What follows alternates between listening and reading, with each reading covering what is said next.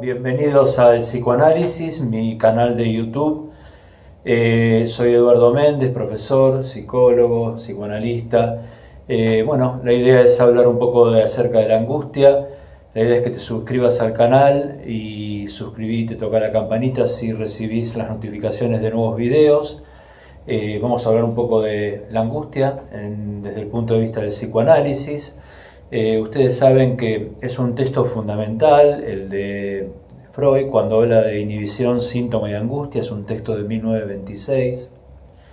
También recuerden, que hemos dicho que un momento fundamental en la obra es 1900, interpretación de los sueños, más allá del principio de placer, 1920, y este texto, ¿no? Inhibición, síntoma y angustia, podemos articularlo con los tres registros de Lacan: inhibición, registro imaginario; el síntoma, registro simbólico; y la angustia, la cuestión de lo real. Uno podría decir que la angustia es un afecto en principio, digamos. Recuerden que también hemos dicho que el yo percibe, digamos, bajo el registro de placer, displacer, digamos. Eso lo vamos a hablar cuando abordemos la cuestión del más allá del principio de placer. La angustia es un afecto, ¿no? Y Freud hace una diferenciación entre lo que es la angustia señal y la angustia traumática. Ustedes saben que el camino de la vida de un hombre, de una mujer, es un camino de pérdida, de separación. Bueno, las palabras pérdida y separación remite a la cuestión de la angustia. Recuerden que, lo primero que perdimos, por decirlo de algún modo, entre comillas, hubo pérdida y separación del vientre materno. Hay toda una teoría y un diálogo con el pediatra, digamos, Otto Rank, muy interesantes, donde Freud, plantea una discusión, digamos, lo que plantea Otto Rank respecto de la angustia de separación de la madre, la castración de la madre. Después vamos a ver qué es la castración. Por supuesto que remite a la diferencia, a la separación, ¿no?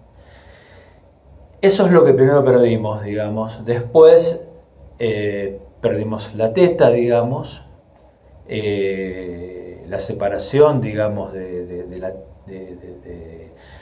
momento que amamanta la mamá al bebé, la separación de las heces, digamos, ¿no? Y a lo largo de la vida hay pérdidas y separaciones, digamos, pérdida del cuerpo de la infancia, etcétera, etcétera, etcétera. Y en la actualidad, digamos, uno podría decir que la angustia es un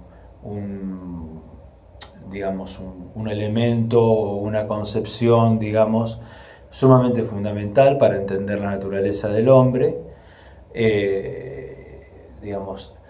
Había dicho recién, por ejemplo, que Freud diferencia en principio la angustia señal y la angustia traumática.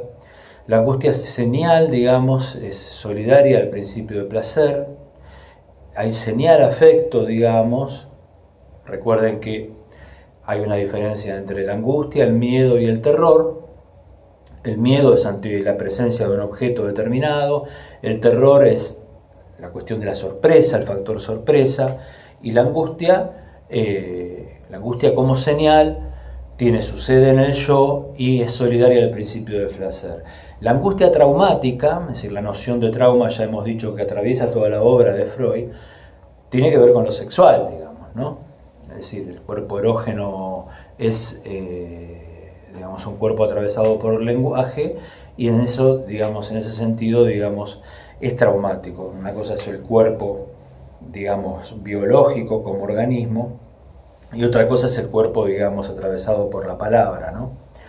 La angustia traumática es aquella angustia que no tiene texto, es decir, ahí donde la parte verbal del objeto, digamos, que es la que uno como psicoanalista pone a hablar en una intervención, por ejemplo, ¿a usted qué se le ocurre con lo que está diciendo? Y el sujeto o el paciente ahí dice, por ejemplo, que no se le ocurre nada, o ese famoso no sé. Entonces es un momento donde ahí el lenguaje se empobrece, es decir, el sujeto no encuentra esa representación para poder dosificar aquello que lo aqueja, que lo remite a la angustia. Es decir, ahí la angustia, digamos, no encuentra un representante de la representación, no hay ligadura, no hay palabra, no hay abreacción. Y en ese sentido, digamos, bueno, el sujeto no se encuentra representado. Representado se refiere a que no puede poner en palabras o decir algo, digamos, en torno a aquello que le genera angustia y que lo aqueja. Este texto, digamos, es de suma importancia porque hasta 1915, digamos, uno podría decir, texto de la represión, uno podría decir, el sujeto repite cuestiones que tienen que ver con su biografía. Es decir, ¿qué sería esto?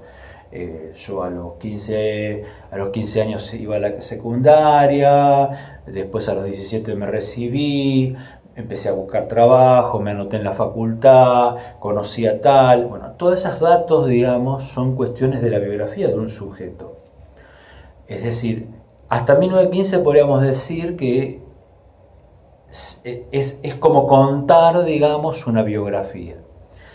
Pero a partir del momento que la cuestión de la angustia y de la castración, que ya vamos a decir puntualmente en otros videos, vamos a trabajar sobre esto con el seminario desde Lacan, primero hay que agotar, digamos, el texto este de la angustia, inhibición, síntoma de angustia de Freud, con la lectura de Lacan, y hacer un entretejido entre el seminario 10 y este texto.